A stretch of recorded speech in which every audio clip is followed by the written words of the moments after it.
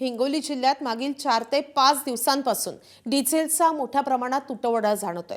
अनेक पेट्रोल पंपांवर डिझेलसाठी झुंबड उडतीये।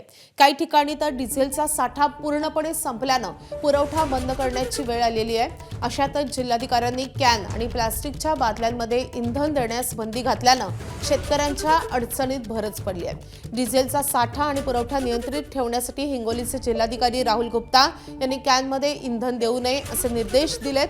या आदेशानंतर जिल्ह्यातील अनेक पेट्रोल पंपांवर कॅनमध्ये पेट्रोल डिझेल मिळणार नाही असे फलकही झळकू लागलेत। शेतकऱ्यांच्या याच अडचणी जाणून घेतलेल्या आहेत आमचे प्रतिनिधी माधव दिपके यांनी।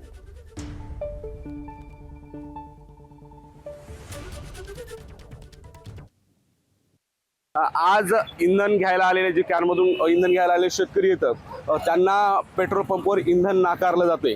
हे शेतकरी येतात ग्रामीण भागातून आलेले येतात, शेतामध्ये मशागतीची कामं सुरू आहेत, ट्रॅक्टरला लागणारं जे इंधन आहे ते खरेदी करण्यासाठी कॅन घेऊन आले तर लई बेजार आले साहेब। आता आले तुम्ही? मी आज 30 किलोमीटरहून आलेलो आहे। 30 किलोमीटरहून येऊन बी आता रोजदार जे ड्रायव्हर आहे त्याला ट्रॅक्टर घेऊन येणार तर त्याच्यात आमचा टाइम चालला आहे। त्याचे 6 घंट्याची ड्युटी आहे आणि 6 घंट्यातच जाण्या येण्यात चालले 500 रुपये त्याला मजुरी देणं लागेल।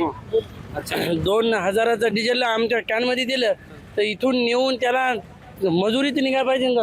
बरं, लई बेजार आहे आता आणि 4-5 दिवस झाले बेजार आहेत आम्ही। आता आम्ही खिचडी भजी खाऊन इथं दिवसभर मरायलो, जेवण बी पोटाला भेटना।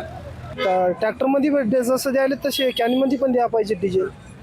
कारण तर लई परेशानी व्हायली, आम्ही दिवस थांबायलो, नंबराला लागल्याच्या बादमध्ये कॅनी देण्यात काय कॅन डिझेलच टाकायला। आम्हाला कॅनमध्ये द्यायला पाहिजे डिझेल, जाण्या येण्याला पुरवणं झालं ना।